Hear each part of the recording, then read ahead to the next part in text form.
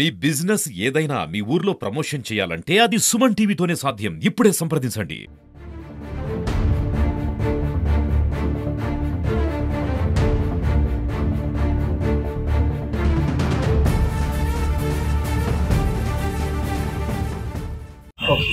ఈరోజు కలెక్టర్ గారు ఆదేశాల మేరకు ఫుడ్ సేఫ్టీ కమిషనర్ గారి ఆదేశాల మేరకు అమలాపురం పట్టణంలో నేను B Srinivas assistant food controller మరియు సంబంధిత food safety officer Srikanth Chowdary Kakinada food safety officer Subbarao garu అట్లానే రొక్కయ్య గారు రాజమండ్రి ఆధ్వర్యంలో ఈ సుమారు 12 ఫుడ్ ఎస్టాబ్లిష్మెంట్స్ హోటల్స్ ఇన్స్పెక్ట్ చేయడం జరిగింది.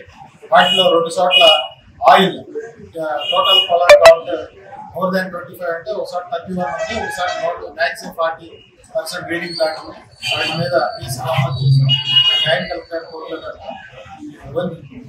గాయత్రి ఫుడ్స్ అని కాలేజీ రూపంలో అవుతుంది. అక్కడ హైజీనిక్ కండిషన్స్ బాగాలేవు.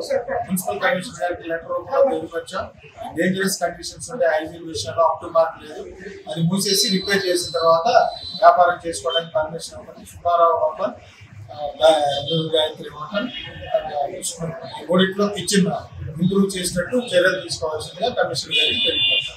At the same time plastic వ్యర్థాలు వీటి మీద హైజీనిక్ కండిషన్స్ మీద మున్సిపల్ అథారిటీ శానిటరీ సెక్రటరీలు దాదాపు సుమారు 1,15,000 రూపాయలు పెనాల్టీ విధించి వాళ్ళ ఖజానా తగ్గించుకోవడం జరిగింది.